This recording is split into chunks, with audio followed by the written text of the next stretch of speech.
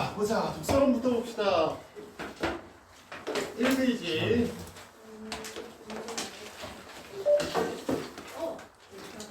일페이지를 봅시다. 자, 이번에 좀 살짝 내용이 중요하거든. 알아둘 필요가 있는 내용이야. 뭐냐면 우리가 이제 소위 독서 전략이라고 하는 것들을 많이 배워왔다, 그지? 뭐 사실적 읽기, 추론적 읽기, 비판적 읽기 등등에서 사실적 읽기에서는 요약하는 방법도 있고, 그지? 그 다음에 단락별로 글을 끊어서 문장을 끊어서 읽는 방법도 있고, 모르는 단어를 사전 찾아서 읽는 방법도 있고, 다양한 전략들이 있잖아, 그지? 근데 우리가 전략이라고 하는 거는 독서라고 하는 얘기는 효과적으로 성공적으로 이루기 위해서 쓰는 의식적인 행위입니다. 아, 나 이거 내용 잘 모르니까 사전 찾아야지. 아, 이렇게 글이 잘 안 읽힐 때는 요약하면서 읽어야지 하는 의식적인 행위야. 근데 여기에 기능이라고 하는 단어가 나왔습니다. 기능이 뭐냐면은 전략을 자꾸 쓰다 보면은 자기도 모르게 그게 체화가 된단 말이야. 몸에 뱉나고. 그래서 자기도 모르게 의식하지 않고도 알아서 자동화돼서 튀어나오는 전략이 바로 기능입니다. 우리가 1년 동안 한 게 그거잖아. 쌤이 맨날 뭐 그림 그리고 도표 그리고 막 할 때 1년 내내 할 때 너희가 처음 볼 때는 저게 뭐야? 왜 저런 짓을 해? 라고 생각할 수 있었겠지만 계속 보다 보니까 혹은 따라하다 보니까 어느 순간부터는 아, 이 내용 보니까 쟤 또 저렇게 표 그리겠구나, 쟤 저렇게 그림 그리겠구나 하는 게 그냥 아무 노력 없이 탁탁 떠오를 때가 있잖아, 그지? 그게 바로 기능화된 거야. 기능화가 되면은 노력이 필요가 없습니다. 노력이 필요가 없어요. 그리고 그 전략을 사용하는데 시간도 소요되지 않아요. 그게 바로 기능입니다. 그래서 처음에는 굉장히 버벅거리고 오래 걸렸던 일들이 나중에 가면은 그냥 일사천리로 진행이 되는 거야. 그치? 이게 이제 여기서 다뤘던 내용입니다. 그리고 또 한 가지 이제 마지막 문단에서 나왔던 내용 중에 초인지라고 하는 메타인지라고 하는 단어가 나왔습니다. 이것도 굉장히 중요한 상식이기 때문에 기억해 둘 필요가 있어요. 메타라고 하는 거는 초월적인 걸 의미해. 초월적인 거. 그래서 메타인지라고 하는 말은 다른 말로 초인지다 이렇게 얘기하기도 하고, 아니면 인지보다 생각보다 위에 있는 상위의 생각이라 그래서 상위인지라고도 하는 겁니다. 상위인지, 초인지, 메타인지 같은 말이야. 그럼 메타인지라고 하는 게 도대체 뭐냐라고 하면 바로 인지에 대한 인지입니다. 내 생각을 내가 생각하는 거야. 예를 들어서 가장 중요한 것 중에 하나가 내가 지금 얼마나 글을 잘 이해하고 있느냐 하는 걸 스스로 점검하는 겁니다. 나도 이제 수업 준비를 할 거 아니야, 수업을 하기 위해서. 그럼 먼저 글을 읽어봤겠지, 그지? 그리고 이해를 하려고 노력했을 거 아니야. 그러면서 내 목표는 수업을 하는 거니까 얘네들한테 이 내용을 잘 충분히 전달할 만큼 내가 이해를 하고 있나? 라고 하는 걸 점검하면서 읽을 거 아니야. 그냥 읽는 게 아니고 내가 취미로 읽는 게 아니잖아, 지금 글을. 그치? 이게 바로 이해를 점검한다라고 하는 겁니다. 너희 같은 경우는 내가 지금 문제로 바로 눈을 돌려도 될 만큼 이해를 하고 있나를 점검하면서 글을 읽을 수 있겠지. 그쵸? 그 다음에 또 중요한 게 뭐냐면 상황에 맞는 전략을 꺼내야 된다는 거야. 상황에 맞는. 예를 들어서 그래프를 그려야지 풀 수 있는 문제가 있다. 근데 거기서 도표를 그려서 뭐 하겠어? 그치? 과학기술 글을 읽는데 우리가 도표 그려가면서 그 내용을 정리해갈 필요가 있을까? 없잖아. 그치? 거기선 그림을 잘 이해하고 구조와 절차를 잘 이해하는 게 중요하잖아. 상황에 맞게 전략을 꺼낼 수 있어야 된다는 거지. 그리고 그러기 위해서는 뭐해? 충분한 전략을 많이 갖추고 있을수록 유리하다는 거야. 당장 그래프를 그려야지 풀 수 있는 문제가 있는데 내가 그래프를 그릴 줄 몰라. 연습을 안 했어. 그럼 써먹을 수가 없잖아. 그치? 평소에 연습을 많이 해놨어야지. 그죠? 그래서 이런 것들을 많이 갖췄을 때 우리가 메타인지를 충분히 가질 수가 있다 라고 하는 내용입니다. 특히 이 내용은 수능에서 언제든지 다시 나올 수 있는 내용이기 때문에 잘 기억해 두는 게 좋아요. 됐죠? 넘어갑시다. 이 페이지는 굉장히 중요하죠. 인식론에 대한 이야기가 나왔습니다. 인식론. 자, 인식론 나오면 저번에도 한번 인식론이 나왔었지만 일단 인식론 나오면 여러분 진짜 중요합니다.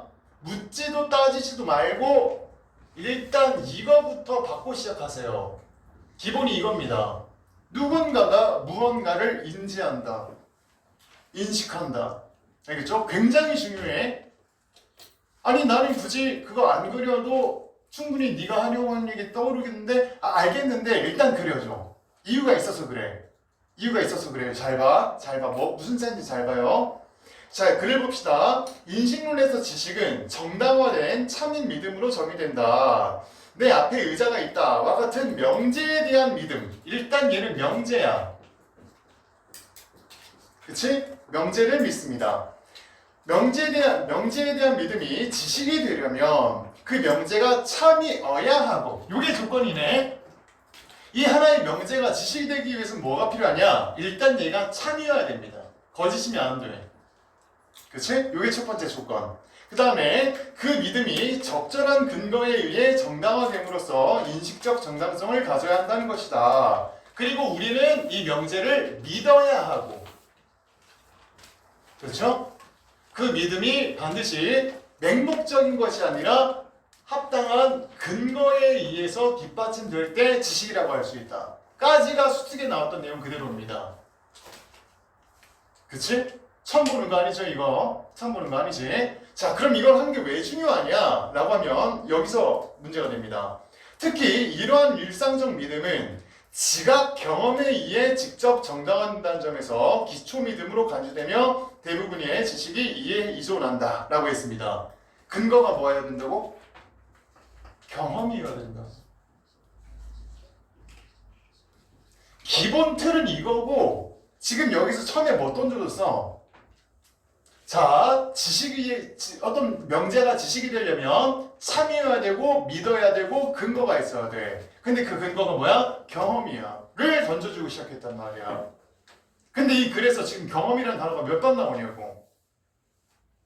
안 나와 뒤에. 근데 글 길이가 어때? 한 바닥이 다 되죠. 그리고 무슨 글? 어려운 글입니다. 그치? 통계는 거짓말을 하지 않죠. 그죠? 어려운 글이야 이거. 그치? 보자고 한번 어떤 식으로 우리한테 장난질을 쳤는지 보자고. 일단 기초 믿음이라고 하는 점에서 우리 근거가 계속 무한후퇴하는 것을 막아주는 토대를 얘기하는구나라고 하는 걸 떠올렸을 겁니다. 그죠? 자, 넘어갑시다. 그런데 사람들은 매트릭스 장치 안에서 양육되면서 가상현실에서 상호작용하되 실제 현실을 살아간다고 믿고 있다는 영화 매트릭스의 설정을 기초 믿음이 참인 명제에 관한 것인지에 대한 물음을 던진다. 자, 우리 영화 매트릭스 안 봤더라도 대충 뭔지는 안다. 그죠? 어떤 장치 속에 사람들이 다 들어가서 꿈속에서 삶을 살아가는 거. 그죠? 그런 영화가 있었잖아. 매트릭스라고. 만약에 현실이 아니라 매트릭스의 가상 공간이면 어쩔 거냔 말이야. 그죠? 그래서 이는 퍼트넘이 제시한 우리의 뇌가 몸속에서 분리된 채 통 속에 머물며 가상현실에서 살아가되 통 속에 있다는 사실을 모르고 있다는 설정인 통 속의 뇌 사고실험. 사고실험은 뭔지 기억해야 된다 그랬지? 실제로 해볼 수는 없잖아. 사람을 장치에 가둬놓고 꿈꾸게 할 수는 없잖아. 그러니까 머릿속으로만 논리적으로 실험을 해보는 게 사고실험입니다. 이 설정들을 상정하는 회의주의 가설이 사실이 아님을 밝히지 못한다면 기초 믿음이 컴퓨터 데이터에 관한 것이 아니라고 확신할 수 없으므로 분명히 아까 처음에 뭘 던져줬어? 예시를 줬죠? 내 앞에 의자가 있다. 이건 지식인가? 지식이야. 왜? 실제로 의자가 있고 난 의자가 있다고 믿고 있고 근거가 뭐야? 경험으로 눈으로 봤다는 경험으로 정당화되잖아. 그러니까 일반적으로는 지식이라고. 근데 만약에 이 의자가 아니고 의자 모양의 데이터 쪼가리라면 그 참이 부정되는 거죠. 그러니까 어떤 것도 지식이 될 수 없다 라는 거잖아 지금. 그죠? 그래서 회의주의로 이어진다. 다음 문단 퍼트넘은 단어의 의미는 그것이 지시하는 대상이라는 의미론에 주목하여. 그러니까 이 사람은 어떤 사람이야? 절대주의자입니다. 그치? 토대론자야.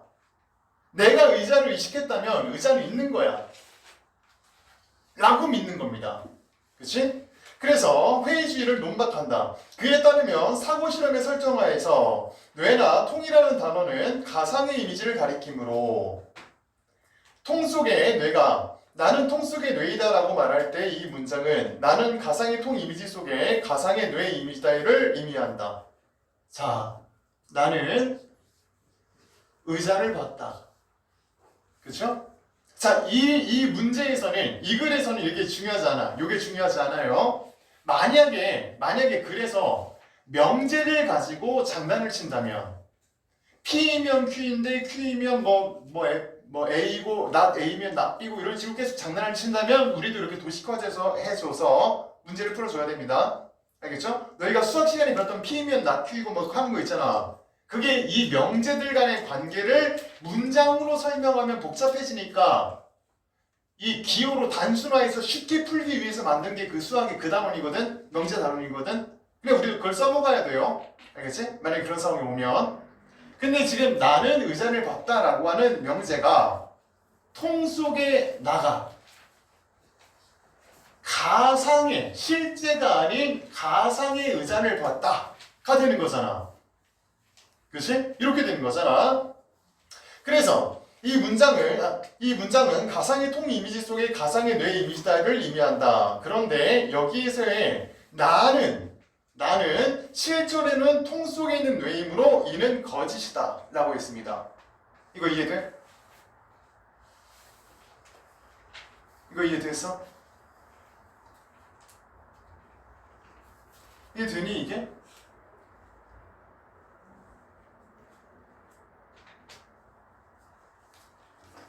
통 속에 나는 가상의 의자를 봤다. 이것은 거짓이다. 왜? 왜? 이유가 뭐야? 왜 거짓이라고 하는 거야? 그래서 이거 받고 가라고 하는 겁니다. 뻔도 줬잖아, 대전제를. 참여해야 된다, 믿어야 한다, 근거가 있어야 된다. 근데 그 근거는 경험할 수 있어야 된다. 우리는 가상의 의자는 경험할 수 있을지도 모르지. 하지만 통 속에 있는 나를 경험해 본 적이 있나? 없잖아. 그러니까 거짓이라는 거야. 얘는 지금 그걸 생략해버린 겁니다. 경험이란 단어를 이 약물고 안 쓰고 있어 지금 얘가 이 긴 글에서. 왜? 처음에 얘기해줬으니까. 그치? 그러니까 우리도 처음에 나오는 대전제를 박아놓고 계속 곁눈질로 보면서 확인하면서 지금 이 얘기를 하고 있는가? 라고 확인하면서 내용을 읽어야 된단 말이야. 그치? 완전 다르죠, 그죠? 이게 옆에 있는 거랑 없는 거랑 차이가 크지? 그래서 해놓으라고 하는 겁니다. 설령 이게 머릿속에서 그려진다 하더라도. 알겠지? 그래서 왜 거짓이다? 네가 통 속에 들어간 걸 직접 체험해 봤냐고. 못 해봤잖아. 설령 통 속에 내가 있다 하더라도 나는 그 사실을 감각적으로 지각할 수가 없잖아.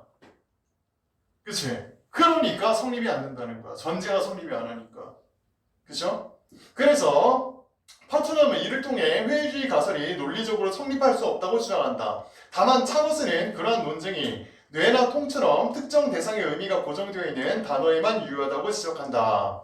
회의주의자가 나는 외부와 단절되어 컴퓨터 조작을 통해 감각 정보를 받는 인지체계이다 와 같이 추상적인 단어로 진술하는 상황을 제시하며 퍼트넘의 논증은 힘을 잃는다는 것이다. 왜? 왜 힘을 잃는데? 왜 추상적인 건 안 돼요? 간단하잖아. 여기 얘기했잖아. 경험해야 된다고. 그치? 경험해야 된다고. 그쵸? 경험한다는 게 뭐야? 손으로 만져보고 눈으로 보고 그쵸? 코로 냄새 맡아보고 요게 지각하는 거고 경험하는 거잖아. 그치? 근데 만약에 반성한다, 슬프다 이런 영역에서는, 추상적인 영역에서는 네가 직접 만져봤어? 네가 직접 눈으로 봤어? 라고 하는 논리가 성립이 안 한단 말이야.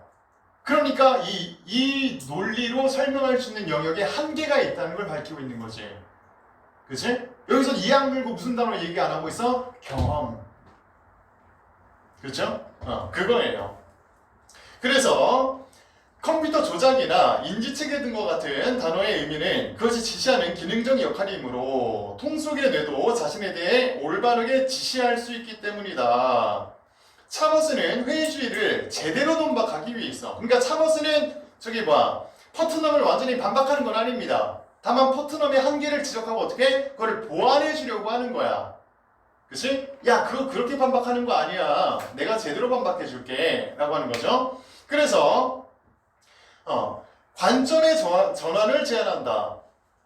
매트릭스 장치나 통 속에 있으면서 디지털로 이루어진 가상현실을 살고 있다는 가설인 회의주의 가설이 아니라 이 세계 자체가 본래 물리적인 것이 아니고 궁극적으로는 디지털 구조로 구현된 것이라는 형이상학적 가설을 도입하는 것이다. 쉽게 얘기해서 그래? 매트릭스 속에서 살고 있으면 거짓이 된다고? 오케이. 그러면 이 현실 자체가 애초에 다 디지털 세계라고 쳐! 라고 시작하는 거야. 그렇게 시작하는 겁니다. 얘 같은 경우에는 퍼트넘 같은 경우에는 가상세계라니 그게 말이 돼? 지가 겪어볼 수도 없으면서 어떻게 그렇게 얘기해? 이렇게 얘기했잖아. 근데 이 차머스는 아예 오케이 좋아 디지털 세계라고 쳐. 그래도 여전히 내가 반박 가능해 라고 얘기하는 거죠. 그치? 자, 그럼 어떻게 반박하느냐? 이 세계 자체가 이 관점을 따를 때 의자라는 단어도 디지털로 이루어진 그 특정 대상을 올바르게 지시한다. 왜? 그 대상의 궁극적 본질이 원자가 아니라 디지털 구조물이라는 사실이 곧 그것이 의자가 아니라는 근거가 되지 않으며 결국 내 앞에 의자가 있다와 같은 경험적 믿음도 여전히 참일 수 있는 것이다. 이게 무슨 얘기냐? 내 앞에 설령 의자가 있는데 이 의자가 플라스틱 의자인지 나무 의자인지는 얘가 의자다 아니다라고 하는 거에 영향을 못 미치죠. 그치? 마찬가지. 우리가 디지털 세계 속에 살고 있다고 해서 그럼 얘도 마찬가지로 그냥 플라스틱으로 만들어진 의자가 아니고 디지털 쪼가리일 거 아니야. 디지털 쪼가리로 만들어진 의자잖아. 그치? 그러니까 어쨌든 의자라고. 나는 그걸 뭐 할 수 있어? 디지털 의자를 뭐 할 수 있다고? 경험할 수 있다고. 그렇죠? 디지털 의자가 있다? 참이다. 난 디지털 의자가 있다라고 믿는다? 믿는다. 그치? 그리고 실제로 그 디지털 의자에 앉아볼 수 있었어? 앉아봤어. 그럼 세 가지 다 충족되잖아. 그러니까 참이라고. 이 얘기하고 있는 거죠. 그치? 다르죠? 이 위에서 놀아야 합니다. 인식문 나오면 쉽게 보여도 어려울 수 있기 때문에 너희가 술술 읽을 수 있는 영역은 수특에서 봤던 내용 그 자체인 것 말고는 허락된 게 없다 그래서 알겠죠? 반드시 인식문이 나오면 요 위에서 놓으세요. 알겠죠? 약속합시다. 자, 넘어갈게요. 과학기술도 굉장히 중요한 글입니다. 우리 X선 그거 봤잖아, 그죠? 펄럭펄럭 했을 때 이거 딱 보는 순간 달팽이처럼 생긴 거 있잖아, 알고? 뿔 2개 튀어나와 있는 거, 그죠? 요거 딱 보는 순간 너 지금 X선 얘기하는 거구나. 간파했어야 됩니다. 그죠? 자, 봅시다. 빛은 파장이 짧을수록 더 큰 에너지를 가지는데 물론 우리는 이미 상식적으로 알고 있지. 너무 많이 봤으니까. 하지만 우리 지금 첫 줄밖에 못 봤잖아. 그쵸? 어떤 식으로 식을 정리해 갈지 모르기 때문에 모든 식은 다 정리해 줍니다. 빛은 파장과 에너지가 서로 반비례한다. 그치? 정리해 줍니다. X선은 파장이 짧은 영역에 속하는 빛이어서 즉 파동이 겁나 빠르게 떤다는 얘기지. 그치? 빠르게 떤다는 얘기죠. 그래서 에너지가 크다. X선은 방사성 물질에서 자연적으로 방출되기도 하지만 대부분 원자에서 인위적으로 그 방출이 유도될 수 있다. 그죠? 우리가 봤던 수특에서 봤던 내용이 그거잖아요. 그치? 일부러 이 X선을 만들어내는 과정. 그죠? 그 다음에 두 번째 문단을 봅시다. 원자에 속박되어 있는 전자들이 가질 수 있는 에너지 값인 에너지 준위는 불연속적이다. 할 때 우리는 자연스럽게 뭘 떠올려야 돼? 원자 핵이 있고 그치? 불연속적인 에너지 준위가 존재한다라고 하는 걸 기억해내야 됩니다. 그렇죠? 에너지 준위가 낮은 것부터 그럼 어디부터야? 당연히 안쪽부터. 그치? K, L, M이라고 합니다. 으로 지칭하며 흔히 낮은 준위를 내각전자라 부른다. 높은 운동 에너지를 지닌도로 가속시킨 가속전자들을 전자총으로 시루에 쏘면 그럼 얘는 원래 있던 애들이잖아. 구조잖아. 그쵸? 그 위에 뭐가 들어오는 거야? 절차가 들어옵니다. 전자를 여기에 쏘아 보내는 게 1번이야. 그치? 그래서 시류 내부에 침투한 가속 전자들의 일부가 내각전자와 그럼 K에 있는 전자하고 부딪히는 거죠. 그치? 여기 있는 전자하고 부딪히는 겁니다. 부딪히면 튕겨냄에 따라 빈자리인 코어홀이 만들어진다. 얘가 튕겨나갈 거야. 그러면 원래 전자가 있던 자리가 비게 될 겁니다. 그치? 빈자리가 생길 거야. 그게 3번입니다. 그죠? 코어홀이 생길 것이다. 내각전자를 튕겨내는데 필요한 가속전자의 에너지를 이온화 에너지라 한다. 왜 이온화 에너지라 하겠어? 에너지가 있어야지 전자를 쏘아 보낼 거 아니야. 힘이 있어야지. 근데 그 힘이 뭐 할 거야? 이 원자를 이온화 시킬 거야. 당연한 얘기지만 이온화라고 하는 건 원래 이온이 아니었던 것. 즉 플러스와 마이너스가 균형을 이루고 있던 것이었는데 그 균형이 깨져서 플러스나 마이너스의 성질을 가지게 되는 것. 전하를 띠게 되는 것을 이온화라고 하는데 여기서는 양이온화겠어? 음이온화겠어? 당연히 양이온화야? 음이온화야?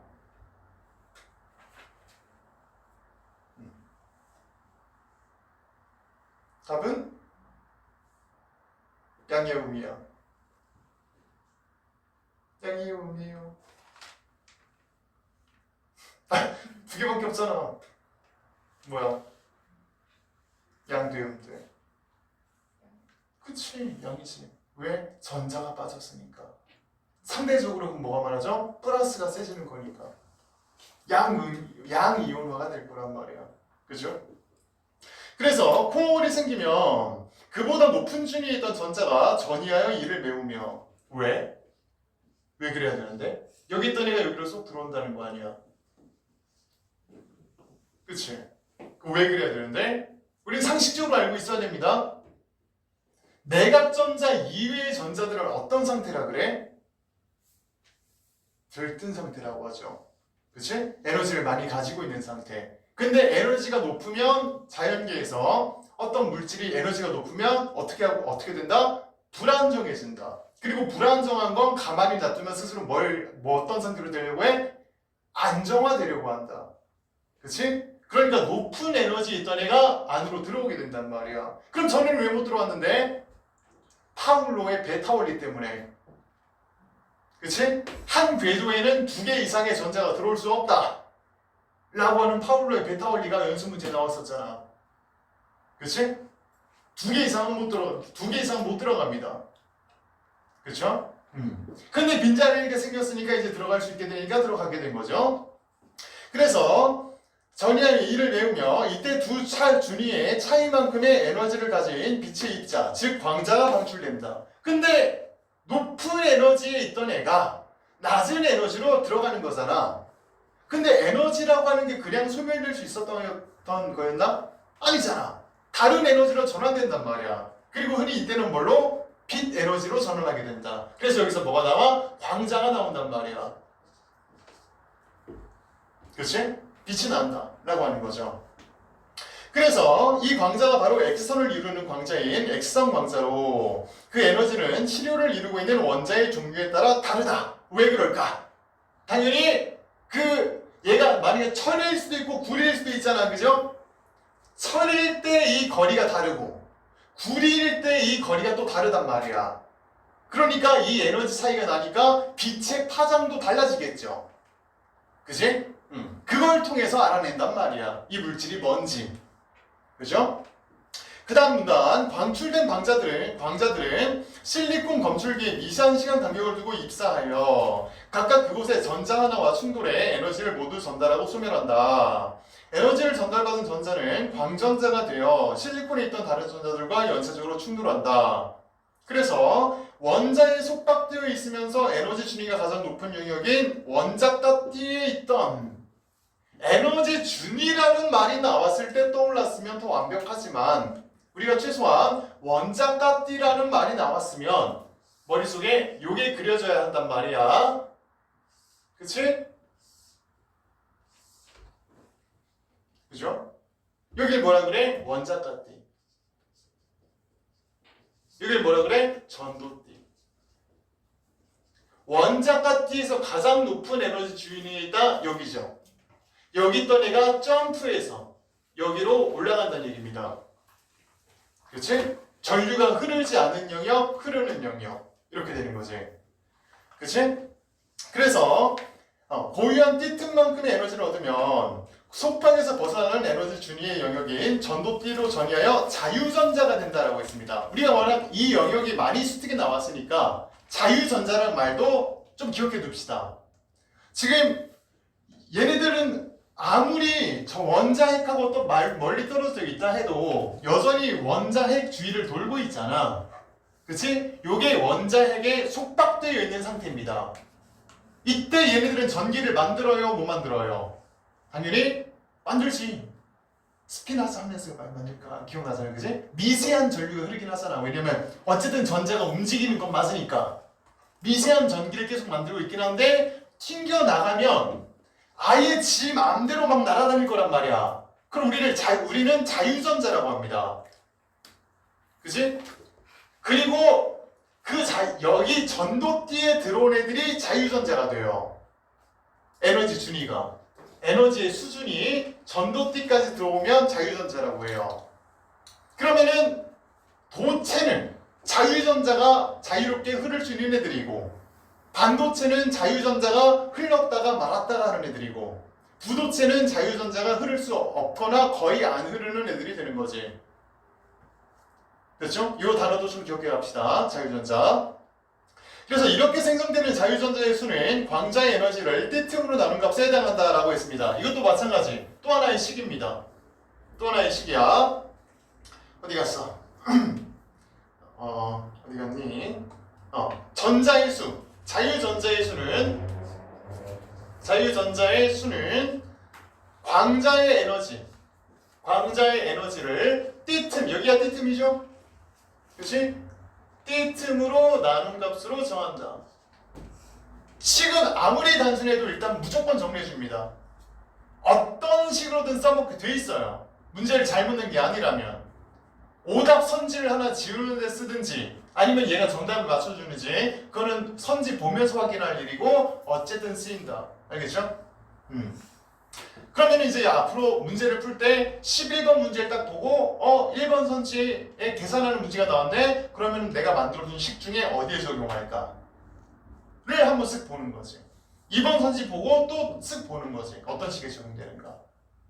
그죠? 그런 식으로 풀면 됩니다. 그래서 자유전자들은 검출기 내부에서 짧은 시간 동안 흐르는 전류인 펄스를 형성하는데 검출기에 유입되는 광자 하나당 펄스 하나가 생기며 광자의 에너지에 비례하여 생성되는 자유전자의 수가 많아지므로 펄스의 세기도 커진다. 즉 자유전자의 수하고 펄스 에너지는 비례한다. 이렇게 되는 거죠. 그치? 펄스들을 토대로 광자의 에너지를 가로축, 광자의 수를 세로축으로 하는 에너지 분산 그래프를 얻을 수 있다. 물론 우리가 몇 번 문제야? 13번 문제에 그래프가 그려져 있긴 하지. 그렇죠? 하지만 이렇게까지 친절하게 설명해 준다면 설명 그림이 안 그려져 있다 하더라도 그릴 수 있어야 합니다. 그치? 안 줄 수 있어. 충분히 안 줄 수 있는 문제였어 이거. 세로축이 뭐야? 아니. 가로축이 뭐야? 이 광자의 에너지. 세로축이 광자의 수입니다. 그렇죠? 그래서 L 주위에서 K 주인으로의 전이만 일어난다고 가정하면 그게 무슨 얘기야?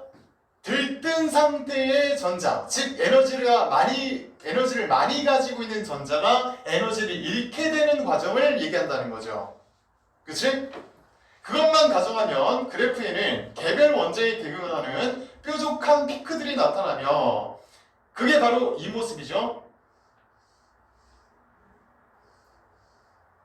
이 모습이지, 그치? 이 모습이지. 가로축의 각 피크의 위치로부터 원자의 종류를 알 수 있다. 그래서 이 뿔을 가지고 뭐 할 수 있다는 거야? 얘가 철인지 구리인지 뭐 납인지 그거를 판별할 수 있다는 거죠. 이게 원소마다 이 그래프의 모양이 달라진다는 거 아니야. 그치? 그래서 그런데 그래프에는 완만하게 우하향하는 배경 X선도 나타난다. 배경 X선. 그치? 요게 나타난다. 내각 전자와 충돌하지 못한 가속 전자들이 원자에게 인력에 의해 경로가 휘는데, 자, 요것도 상식적으로 이거 수특이 나왔던 거예요. 나왔던 겁니다. 지금 기본 전제는 뭐야? 가속 전자가 와서 여기 내각 전자랑 딱 부딪힌다는 거를 전제로 하잖아. 근데 만약에 부딪히지 않고 그냥 지나친다면 얘가 이렇게 날아가다가 얘가 끌어들이는 인력에 의해서 이렇게 휘어지겠죠. 그치? 그럼 설령 속력이 일정하다 하더라도 속도는 느려지겠지. 이거 기억나죠? 그치? 즉 에너지를 잃게 될 것이다. 그죠? 그래서 그로 인한 운동 에너지 감소분이 X선 광주로 방출됨에 따라 나타난다. 그래서 얘가 어떻게? 에너지를 잃게 되는 것이다. 점점. 됐죠? 그래서 그래프는 배경 X선이 이어지다가 곳곳에서 피크가 나타나는 모양을 띈다. 쭉 내려가다 피크, 쭉 내려가다 피크 이렇게 된다는 거죠. 각 피크의 높이는 원자에서 방출된 광자의 수에 배경 X선을 이루는 광자의 수를 더한 값과 같다. 자, 일단 첫 번째로 얘기하면 10입니다. 그치? 광자의 수가 뭐야? 광자의 수입니다. 이걸 잃어서는 안 돼요. 광자의 수, 그건 뭐야? Y 값입니다. 높이예요. 그치? 광자의 수는 높이는 원자에서 방출된 광자의 수, 방출 광자수 플러스 배경 X선 광자수입니다. 그치? 이게 무슨 얘기야? 배경 X선 광자수, 이게 Y값이 광자수잖아요. 그죠? 총 높이는 배경 X선의 높이 A, 그치? 플러스 방출된 광자수의 높이, 이 얘기하고 있는 거잖아. 그죠? 이겁니다. 그거 난 안 보이던데 상관없어. 일단식을 정리해 주는 거야. 만약 이게 안 보였다 하더라도 이거는 정리해 주라고. 이거 무슨 얘기지? 방출 광자수가 뭔데 모르겠어 하더라도 일단 정리해 주라고. 알겠죠? 이게 있잖아, 잘 이해하기 위해서 식을 쓰는 것도 있어요. 근데 우리가 대학 가려고 지금 문제 푸는 거지 뭐 참된 성장을 하기 위해서 지금 이 문제를 푸는 게 아니잖아. 수능장에서는 내가 이해를 못한 상태에서, 글을 제대로 이해 못한 상태에서 문제를 풀어야 될 상황도 올 거란 말이야. 그때는 그냥 머리 비우고 식만 그대로 따라서 정리한 다음에 선지에 나오는 내용을 그대로 그냥 식에 넣으라고. 그걸 할 수 있잖아. 그치? 그럼 모르는 상태로 그냥 답을 맞춰가라고. 그냥 극단적으로 얘기해서. 됐죠? 자, 그러면 이제 무슨 일이 생기느냐. 13번 문제 봅시다. 나는 킬러죠? 누가 봐도 킬러라고 만든 문제지 이거? 과학기술 지문인데 그림 나왔고 그래프 나왔고 그 다음에 보기 지문 나왔고 3점이고 누가 봐도 얘가 킬러잖아. 그치? 답은 2번입니다. 볼까?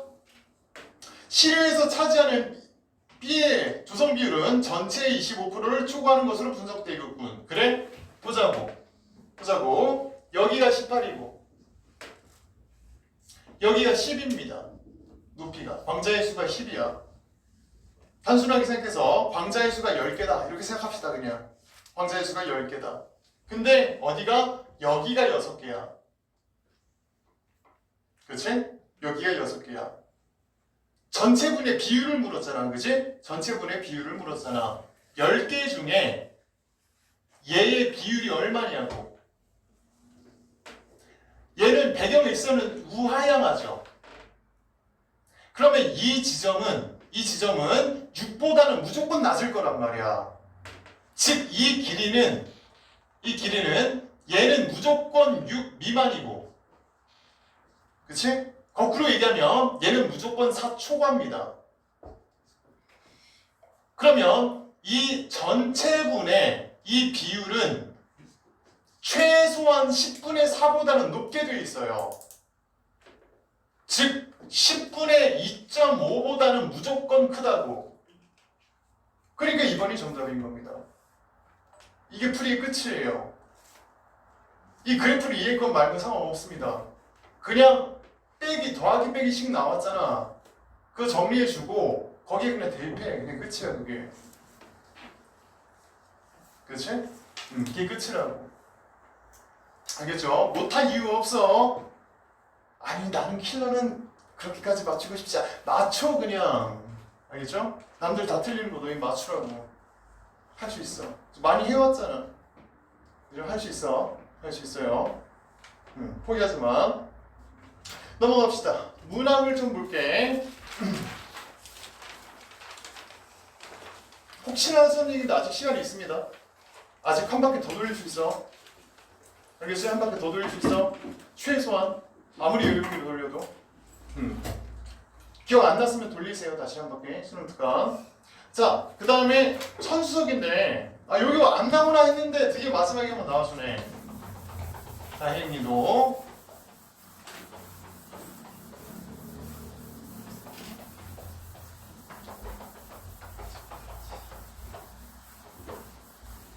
천수석이 수능에 나올까? 모르지. 뭐 그렇게까지 문학사적으로 가치 있는 작품은 아니거든. 근데 나온다고 치자. 그러면 어디가 나올 거야? 는 얘기 못 해줍니다. 너무 길어 소설이. 하지만 어떤 내용이 나올 거야는 얘기해 줄 수 있습니다. 만약에 천수석이 나온다면. 천수석이 나올지 말지는 모르죠. 내가 어떻게 합니까? 야, 아이고, 나올지 안 나올지 어떻게 알아? 근데 이건 얘기해 줄 수 있다고. 21번 봅시다.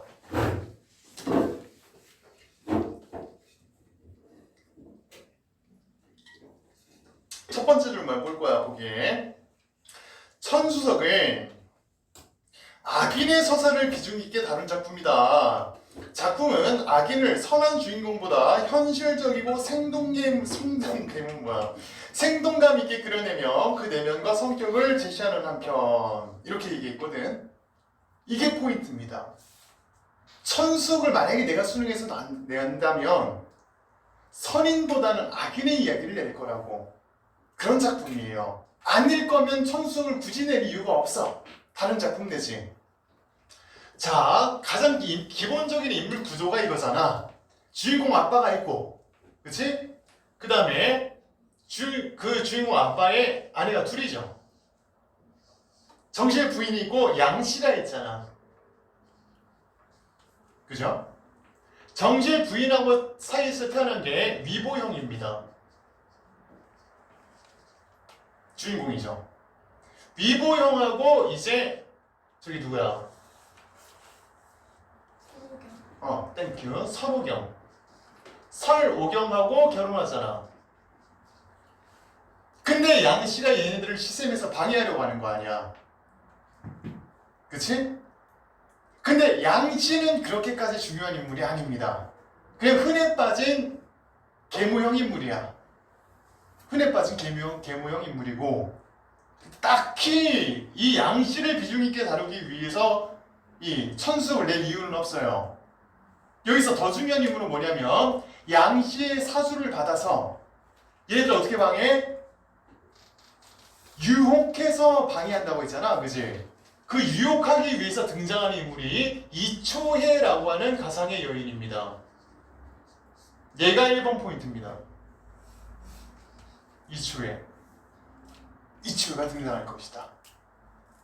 자, 그럼 왜 그러냐면은 봐봐, 이초해는 지금 평범한 여인이야, 그치?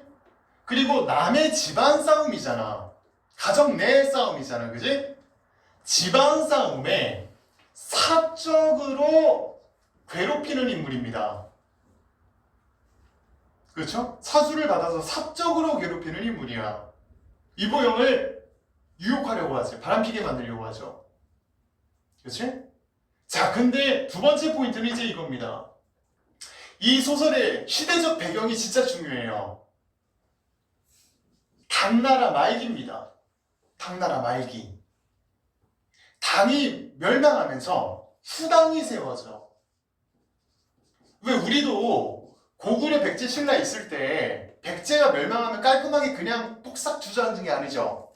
그 국사책 본 거 기억날지 모르겠는데 흑치상징 이런 장군들이 다시 일어나서 백제를 다시 세우려고 했었단 말이야. 고구려도 그냥 사라졌느냐? 아니, 고씨 왕족은 몰락했지만 대씨를 가지고 있는 대조영이 일어나서 후고구려를 세우니 그게 바로 발해입니다. 그렇죠? 발해 왕은 외국에 보내는 서신에 나는 고구려의 왕이다 이렇게 썼어요. 정체성이 뭐야? 고구려를 계승한 후고구려란 말이야, 발해가. 그치? 마찬가지. 그 거대한 당나라가 그냥 한 하루아침에 뿅 사라졌느냐? 아니, 당나라를 계승한 후당이 몇 세기, 그래도 몇 세대까지 이어집니다. 후당이 있어요. 이 작품은 당나라에서 후당으로 이어지는 시대적 배경을 가지고 있습니다. 자, 근데 당나라가 망하고 후당이 세워져야 되잖아. 이 당나라라고 하는 중원을 전부 차지했던, 통일했던 나라가 몰락하려면 왕실이 건재해서는 되겠어요? 안 되겠어요? 안 되겠지. 개판이어야겠지. 그럼 왜 개판이 됐을까? 할 때 이초해가 등장하는 겁니다. 이초해가 당나라 황제의 총애를 입어요. 그래서 정치판을 개판으로 만듭니다. 거기 줄거리 보면 이런 내용이 있었을 거야. 얘가 귀양 가게 된다고. 누가 보냈을까? 그치? 사적인 괴롭힘으로부터 공적인 괴롭힘으로. 사적인 이야기가 공적인 이야기로 이어진단 말이야. 그리고 지금 우리 여기가 보는 장면이 있어. 수특에 나온 장면이 그대로 나왔잖아. 뭐 하는 내용이야? 가마 속에 이극형이가 들어있었지? 그치? 그래서 가마 속에 들어가 있다가 신부 나오세요 하니까 이렇게 나오면서 누가 나를 찾았느냐 이거 아니야? 그치? 근데 이 양반이 그냥 단순히 힘 좋고 뭐 이렇게 의협심 강한 그런 인물이 아니에요. 대단한 양반을 보고 있는 겁니다. 왜? 자, 위보형하고 설옥형하고 설오경이잖아. 설오경은 또 누구야? 설오경이죠, 그죠? 사이에서 사원이라고 하는 아들이 나오잖아. 그치? 근데 얘네가 이제 귀향에서 풀려간 다음에 뭐라고 써있냐면 신선계로 떠난다 이렇게 나옵니다. 신선계. 그 지네들이 신선돼서 행복하게 살겠지. 근데 아들 입장에서 보면 뭐야? 엄마 아빠가 다 하늘나라 갔다는 거잖아. 다 미국 갔다는 거잖아. 그쵸? 근데 이제 뭐야? 고아잖아, 고아. 그때 뭐라? 이 이극형이라고 하는 인물. 저 미극형이 이극형이야. 이극형이지? 응, 이극형. 이극형 맞지? 응. 헷갈렸어. 이 양반이 특이한 인물입니다. 어떤 인물이냐면은 능력 있는 사람들을 능력 있고 부유한 아이들을 모아서 다 자기 양자로 삼습니다. 양자가 굉장히 많았던 인물이야. 그래서 상원도 자기 아들로 받아줍니다. 자, 그럼 이게 왜 중요하냐? 얘가 후당을 세웁니다. 후당을 세우면서 나라는 얘가 세웠잖아. 근데 이미 죽은 자기 양아버지를 초대 황제로 옹립합니다. 즉 그 이극형이라는 양반은 지금 여기 나오는 그 양반 있잖아, 그지? 가만히서 뚫고 나오는 그 양반 후당의 태조예요. 실제적으로 얘가 1대 황제지만 명목상으로 얘가 1대 황제라고. 후당의 첫째 황제라고. 근데 얘가 부하들한테 죽임을 당합니다. 정실전 잘못했는지 죽임을 당해요. 그리고 그 죽인 부하들이 새로운 황제를 세워야 될 거 아니야. 얘가 3대 황제가 됩니다. 후당 문정이에요. 실존인물입니다. 얘도 실존인물, 실존인물, 실존인물이야. 그리고 당연한 얘기지만 주인공 아들 내음이니까 성문이 되겠지. 그치? 그래서 포인트는 뭐야? 이초회만 보면 사적으로 괴롭히던 애가 공적으로 괴롭히는 이야기로. 그치? 개인적인 서사가 역사적 서사로 발전하는 전개를 보인다. 이게 천수석의 특징인 겁니다. 만약에 천수석에 나온다면 이 내용 혹은 이 내용을 다루지 않을 바에야 이 소설을 다룰 이유가 없어. 다른 더 중요한 소설 많은데. 그러니까 천수석 나오면 이런 맥락에서 낼 거라고. 이 장면이 나올 겁니다. 알겠죠? 기억해 두세요. 됐지? 5분 남았죠? 자, 문병란 꽃이 좀 봅시다. 뭐 신은 어렵잖아.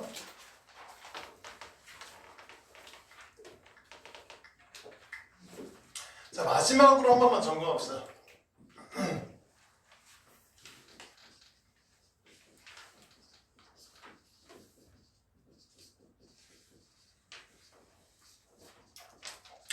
지금 서정주의 침향이 나왔잖아, 그지? 어떤 시가 어떻게 나올지 모른단 말이야. 고전문학은 대부분 연계가 되지만 현대문학은 연계가 안 되는 경우가 많으니까 추가되는 경우도 많고. 기본적인 거 다시 한 번만 점검합시다. 건이 이거 오랜만이지, 그지? 1학년 때 갔던 거잖아, 그지? 봄이 뭐 상징하지? 봄. 봄은 겨울을 버티게 하는 힘, 그지?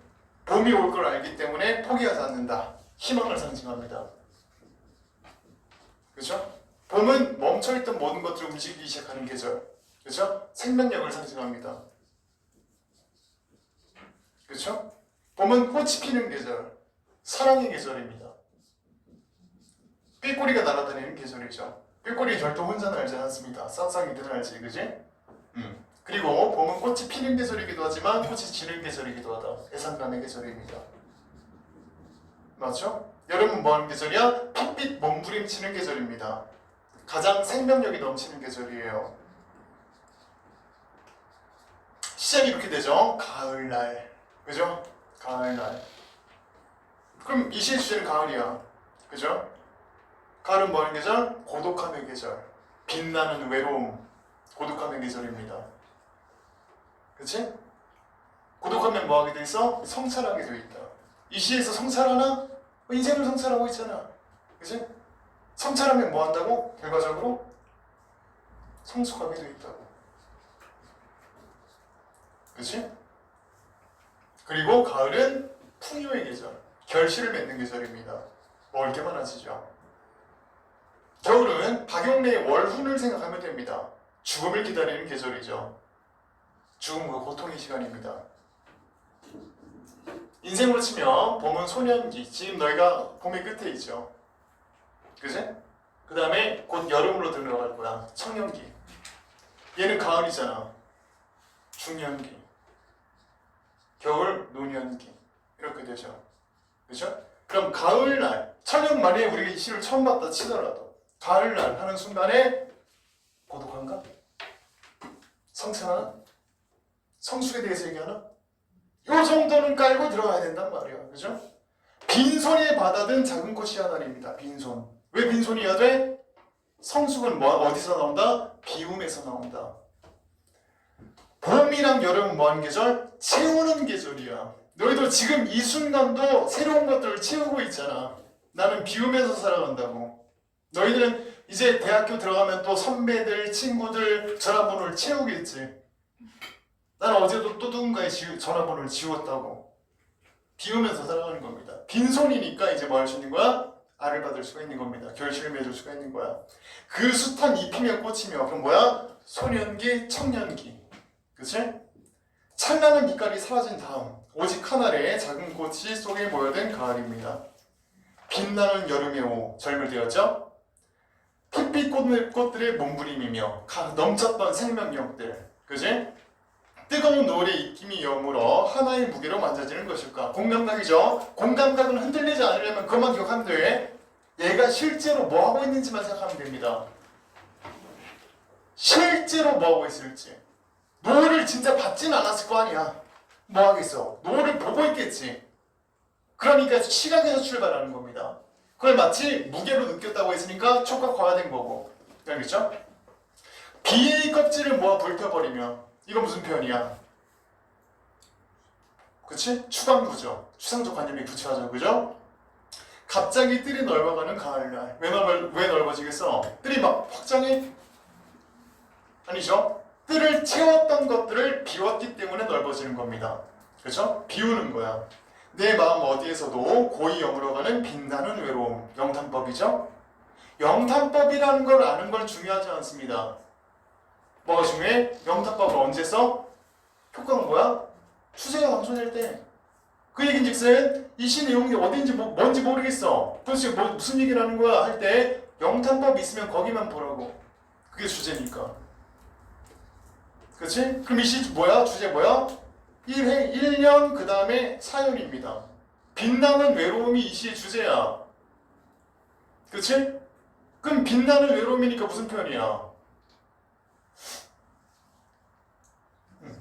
역설이지. 긍정이면서 부정이니까. 역설이면 딱 주제 두 개라 그랬다. 첫째, 이중성은 무조건 갈구한다. 빛나는 외로움은 좋은 거야, 나쁜 거야? 좋으면서 나쁜 거야. 외로움은 안 좋은 거라고. 그쵸? 근데 성숙하기 때문에 좋은 거기도 하단 말이야. 그다음 두 번째, 역설법 나오면 주제는 95%의 확률로 희망 또는 극복 의지 또는 마지막 뭐? 성숙. 이것은 뭘까? 성숙. 그죠? 이렇게 깔고 가는 거라고. 그쵸? 됐죠? 자, 그리고 마지막 한 줄만 볼게, 한 줄만. 영원 12장인데 한 줄만 볼까, 한 줄만. 이수에 아이야 나왔잖아. 여기 도노법이라 그러지? 도노법인 건 아닌 건 중요한 건 아니고 도노법이 나오면 따라 나오는 효과가 있단 말이야. 그 전에 뭐 있어? 아, 경치 좋다. 무슨 뭐 하는 거야? 독백이었죠. 근데 아이야 하는 순간 어조가 어떻게 변합니까? 말을 건네는 어조로 변하죠. 즉 도노법이 나오면 무조건 무슨 효과가 따라온다? 시상전개 방식의 어조 전환의 효과가 따라온다. 알겠죠? 요거까지만 합시다. 고생했어요. 자, 본부터 어릭 싸움은 여기다 놓고 하고